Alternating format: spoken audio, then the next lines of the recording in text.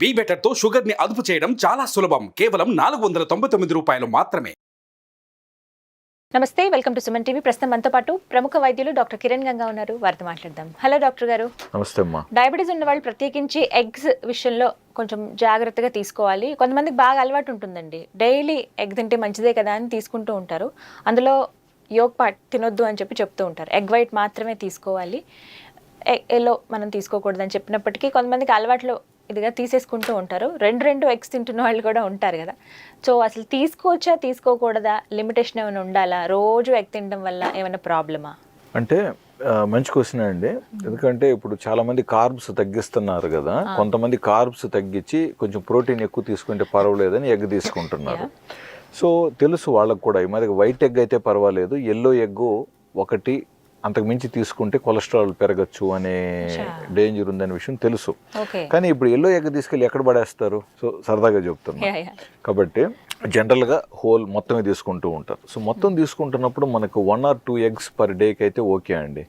But 3, 4, 5 లేదా 6 eggs తీసుకుంటున్నారు అన్నప్పుడు మిగతా డైట్స్లో మనం కట్ డౌన్ చేసి ఉండాలి.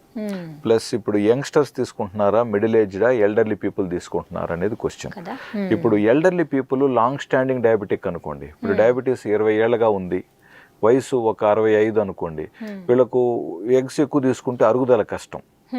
వీళ్ళకి జనరల్గా గ్యాస్ట్రిక్ పారెసిస్ అని కూడా ఉంటుంది అనమాట. సో పేగులు కదలిక కొంచెం తక్కువ ఉంటుంది. సో ఇటువంటి వాళ్ళు ప్రోటీన్ ఎక్కువ తీసుకున్నా, మాంసం ఎక్కువ తీసుకున్నా త్వరగా అరగదు. ఇవన్నీ మళ్ళీ వేరే సమస్యలకి ఇస్తాయి. కాబట్టి వీళ్ళకి ఎంతవరకైనా తేలిగ్గా అరిగే ఆహారాలే కావాలి. సో ఒక 70, ఇప్పుడు చాలామంది ఇప్పుడు 70-80 ఏజ్ దాటిన వాళ్ళు ఎక్కువ సంఖ్యలో ఉన్నారండి.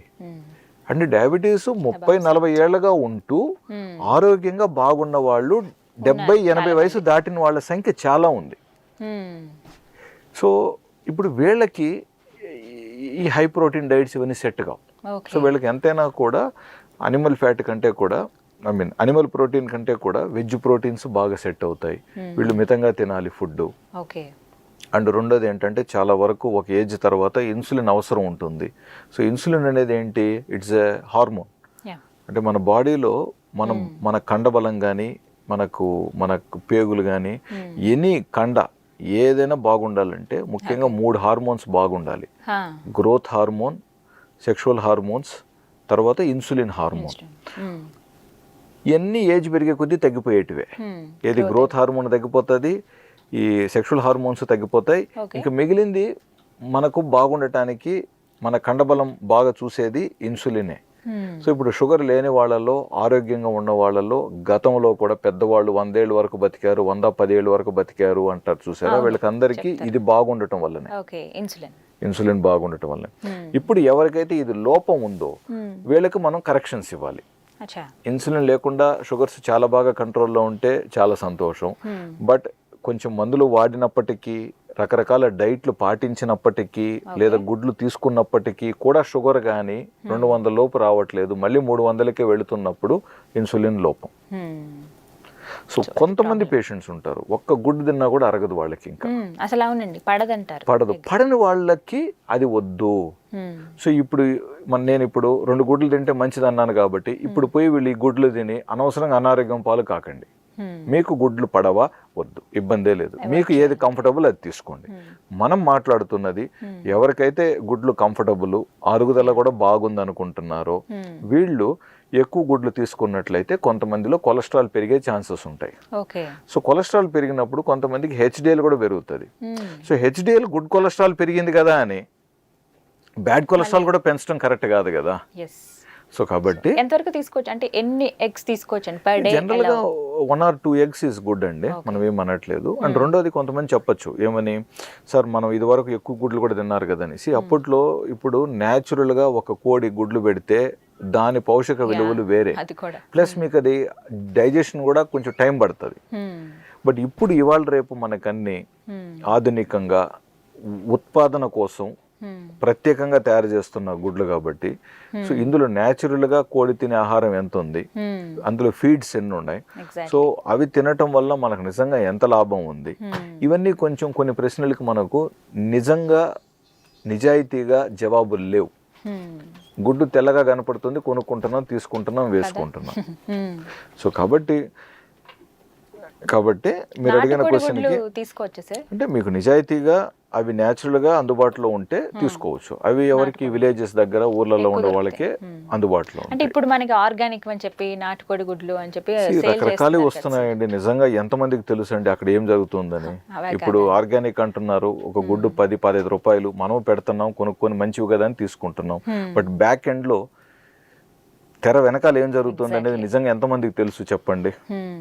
ఇప్పుడు మొన్న కూడా పేపర్లో చూడండి, ప్రముఖ మందుల కంపెనీ మందులే నకిలీ ఉన్నాయని పేపర్లో వచ్చింది.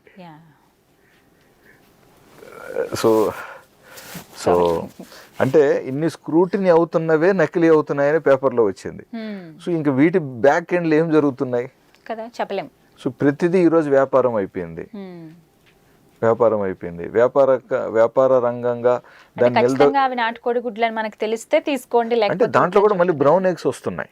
ఉన్నాయి sir. So brown eggs again దాని వెనకాల ఏంటి సైన్స్ అనేది నేను అందులో స్పెషలిస్ట్ కాదు కాబట్టి నాకు ఎగ్జాక్ట్ గా బ్రౌన్ ఎలాగ వస్తుంది. సో మనం బ్రౌన్ గా కనపడితే మంచి గుడ్లు అనుకుంటాం, ఎందుకంటే అన్ని తెల్లగా ఉన్నాయి కాబట్టి ఇది బ్రౌన్ కాబట్టి బెటర్ అనుకుంటాం. బట్ నిజంగా దాని వెనకాల ఎంతవరకు బ్రౌన్ కి వెనకాల ఎంతవరకు కరెక్ట్ గా ఉంది అనేది మీరు చూసుకోండి.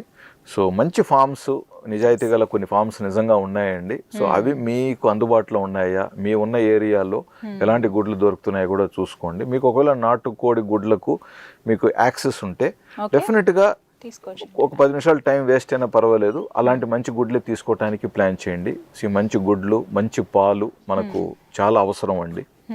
సో గుడ్లు హ్యాపీగా మీరు ఇష్టం ఉన్న వాళ్ళు హ్యాపీగా తీసుకోండి. But at the same time limit అనేది ఇంపార్టెంట్.